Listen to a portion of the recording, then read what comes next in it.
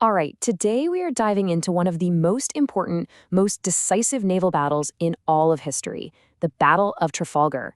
We're going to see how a few hours at sea on a single day literally changed the course of Europe. And this quote right here from the man himself, Admiral Nelson, this just perfectly captures the kind of thinking we're talking about.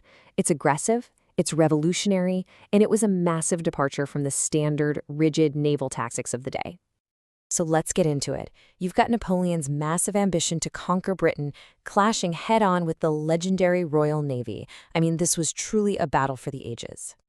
Okay, so first things first. To really get why this battle was so huge, you have to understand the stakes. And for Britain, they could not have been higher.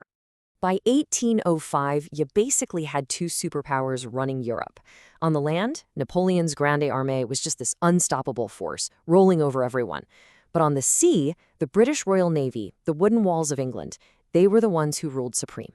So for Napoleon, it all boiled down to one critical problem. If he wanted to bring Britain to its knees, he had to get his massive invasion army across the English Channel. And to do that, he had to get the British fleet out of the way, even for just a little while. So you're Britain. You're facing this incredible threat. What do? Well, let's see how Admiral Nelson planned to deal with an enemy that had more ships than he did. For him, this wasn't about playing defense. This was about total annihilation. Now, if you just look at the numbers on paper, you might think the British were in trouble. 27 of these massive warships, these ships of the line, against a combined fleet of 33. But here's the thing. The real difference wasn't the number of ships, it was the people on the ships. The British crews were hardened veterans, thanks to years of tough blockade duty. The Allied fleet? A lot of them were inexperienced guys, poorly supplied who'd basically been forced into service. For centuries, naval battles were these really formal, rigid things. Two fleets would line up, sail past each other, and just blast away. Nelson, he decided to just throw the entire rulebook out the window. His plan, called the Nelson Touch, was to charge straight at the enemy in two columns, smash right through their line, and start a chaotic ship-to-ship brawl, a melee where he knew his better-trained crews and their faster gunnery would win the day. And this is a huge piece of the puzzle. The French commander, Admiral Villeneuve, he was just paralyzed by indecision. He actually had a gut feeling that Nelson would try something totally unconventional.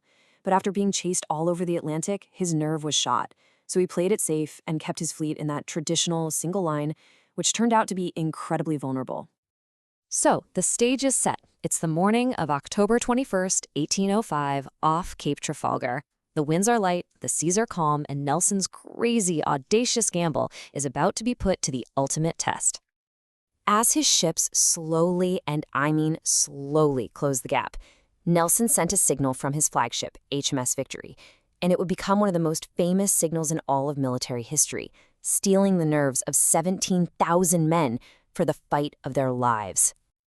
That first part of the battle must have been absolutely agonizing for the British. For almost an hour, they had to just endure enemy cannon fire without being able to shoot back. But the second Collingwood's ship, the Royal Sovereign, smashed through that enemy line, everything changed. And when Nelson's victory followed, the tide turned for good. And this right here shows you the genius of Nelson's plan. As his flagship, the Victory, sailed behind the French flagship, the Bucentaure, it unleashed what's called a raking broadside. A massive volley of cannonballs fired down the entire length of the enemy's ship. It was devastating. It killed or wounded hundreds and basically took the French flagship out of the fight with one shot. The battle was a tactical masterpiece, an absolutely resounding success that just shattered the enemy fleet. But that victory came at the highest possible cost. At the absolute peak of the fighting, it's just chaos. HMS Victory is locked together with the French ship Redoutable, and a French sharpshooter high up in the rigging fires down. The musket ball hits Nelson, and he knows instantly that the wound is fatal. They carried him below decks, and as the battle raged on above, he just held on, long enough to get the reports that his incredible plan had worked, that they had won a total victory. His duty was done. And the results? I mean, just look at this. It's one of the most lopsided victories in the history of war at sea. The Franco-Spanish fleet was completely annihilated. 22 of their ships were captured or destroyed. The British, they didn't lose a single ship. Not one. So, the guns fall silent, the fighting's over, but the impact of this one battle would ripple out and reshape the world. Let's really look at the massive, long-lasting consequences of what happened that day. The human cost was just immense. That number, almost 7,000, that's Allied sailors killed or wounded in just a few short hours. It's a brutal reminder of just how vicious this fight was and how incredibly effective that rapid, disciplined British gunnery really was. In a single afternoon, the threat of Napoleon invading Britain was gone. Forever. The navies of France and Spain were crippled, and British naval supremacy, their rule over the seas, was locked in for the next 100 years. It all stemmed from this one day of combat. Which leaves us with a final thought to chew on.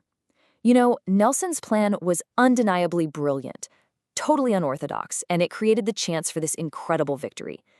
But at the end of the day, it was a plan that was completely reliant on the skill, the courage, and the unwavering duty of every single one of those 17,000 sailors to actually pull it off.